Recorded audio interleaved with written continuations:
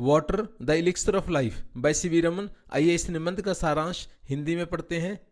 अमरता की खोज। मानव ने इतिहास में हमेशा अमरता के लिए एक अमृत की तलाश की है, जिसे रमन ने पानी के रूप में पहचाना है, जो सबसे अधिक प्रचुर और महत्वपूर्ण तरल है।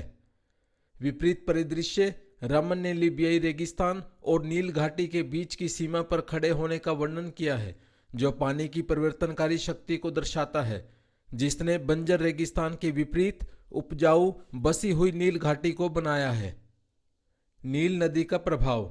निबंध में नील नदी को इसकी घाटी में उपजाऊ मिट्टी का निर्माता बताया गया है। जोर देकर कहा गया है कि कैसे पानी ने सभ्यताओं और परिदृश्यों को आकार दिया है। जल का महत्व। रमन का कहना है कि पानी को हमारे दैनिक जीवन में भले ही कम महत्व दिया जाता है, लेकिन यह विभिन्न परिस्थितियों और भूवैज्ञानिक प्रक्रियाओं में महत्वपूर्ण है। पृथ्वी के इतिहास को आकार देने और जीवन का समर्थन करने में सहायक है। सौंदर्य और कार्यात्मक महत्व। पानी परिदृश्य में सौंदर्य जोड़ता है और कृषि में आवश्यक है।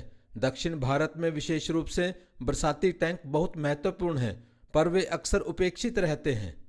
जल के रूप में वाहक। जल की मिट्टी और महीन रेत को बहाकर ले जाने की क्षमता का भी शोध किया गया है, जो मिट्टी की उर्वरता और भूमि के निर्माण में योगदान देता है। मिट्टी का कटाव।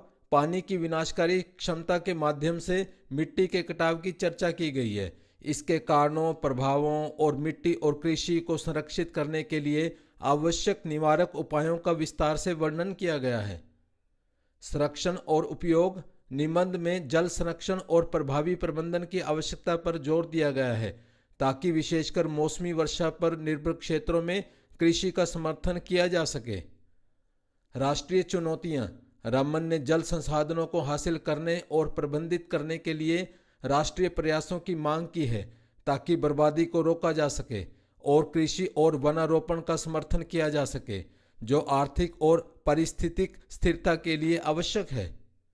हाइड्रो इलेक्ट्रिक पावर और जल मार्ग। भारत में हाइड्रो इलेक्ट्रिक पावर और जल मार्गों को विकसित करने की संभावनाओं का भी उल्लेख किया गया है, जिससे ग्रामीण जीवन और अर्थव्यवस्था में सुधार हो सकता है।